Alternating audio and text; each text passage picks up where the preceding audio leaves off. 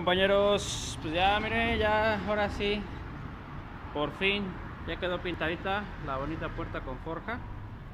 Pues ahí está, miren, se ve muy bonita. Ahí ya quedó el dibujo, ya quedó pintadita, ya quedó empredmada, pintada.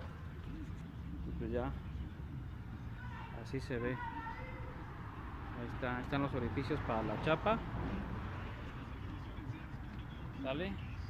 Y pues ya ahorita la tengo recargada ahí en ese tubillo, pero ya prácticamente ya quedó.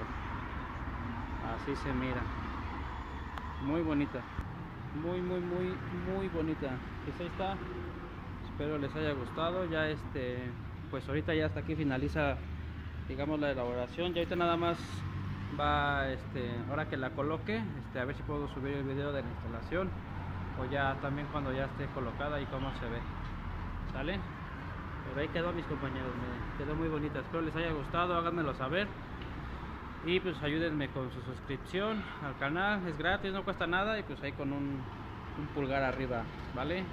No olviden comentarme si tienen alguna duda o algo, o alguna sugerencia, algo que se me haya pasado. Pues ahí estoy, al pendiente, ¿vale? Pues nos vemos, compañeros, espero que tengan mucho trabajo y salud, y pues a echarle ganas. Sale, nos vemos en el próximo video. Bye.